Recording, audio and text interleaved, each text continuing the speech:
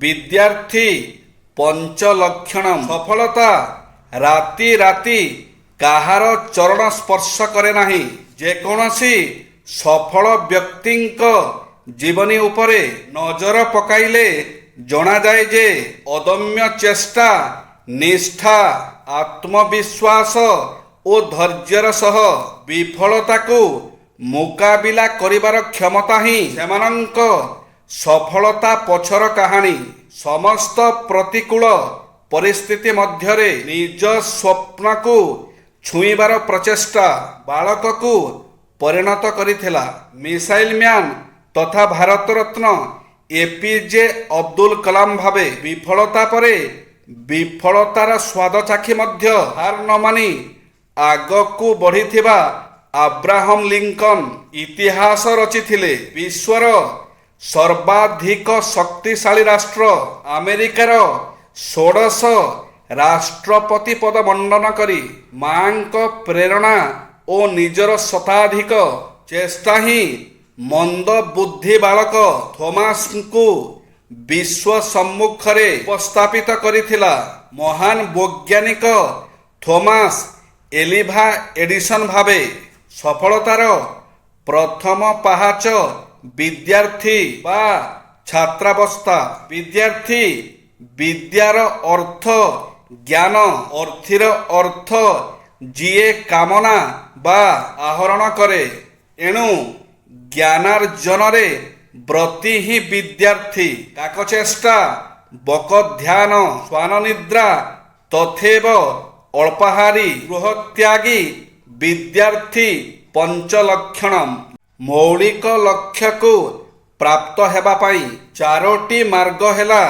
प्रथमतः गोटिए धर्म प्रेम धर्म, द्वितीयतः गोटिए जाति मानव जाति, तृतीयतः गोटिए भाषा हृदयर भाषा, चतुर्थतः गोटिए देवता अंतर्जामी सर्वविद्यमान।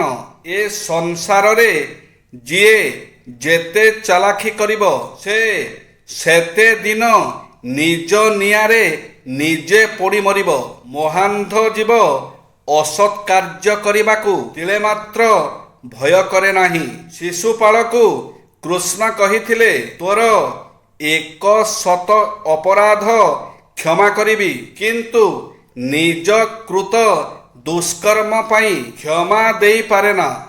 सेथिपाई नरक जंत्रणा भोग कर। क्षुद्र मानव राजत्वरे वास करी मोर आईन अमान्य करिछु, अतएव दंड भोग करिबाकू बाध्य।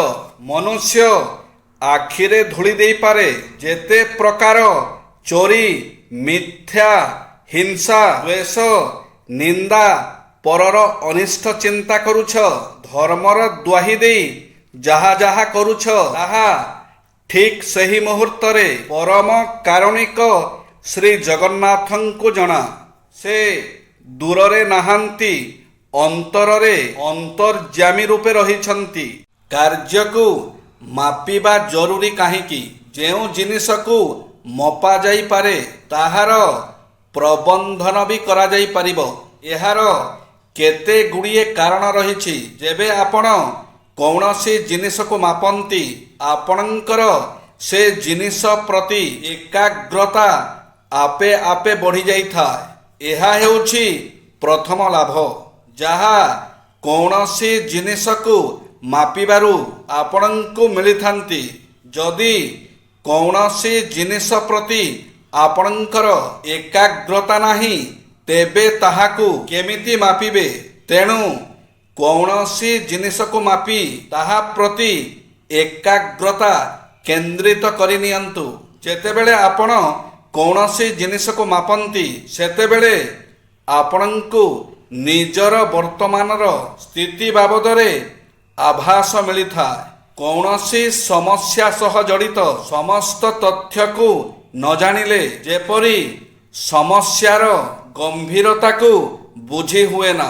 ठीक सही परि भावरे आमे जहा करिबाकू चाहुछंती ताहा विषय रे भल भावरे जानिबा अर्थात ताकू भल भावे ମାପିବା ଦରକାର। ଉଦାହରଣ ସ୍ୱରୂପ ଆମେ ନିଜ ସମ୍ପତ୍ତିକୁ ନେବା। ଆପଣଙ୍କୁ ଲାଗୁଥାଇପାରେ ଯେ ବୁଦ୍ଧିମତାର ସହ ଆପଣ ଆର୍ଥିକ ବିବେଚନା କରିଛନ୍ତି। ଜୟ ଶ୍ରୀ ଜଗନ୍ନାଥ।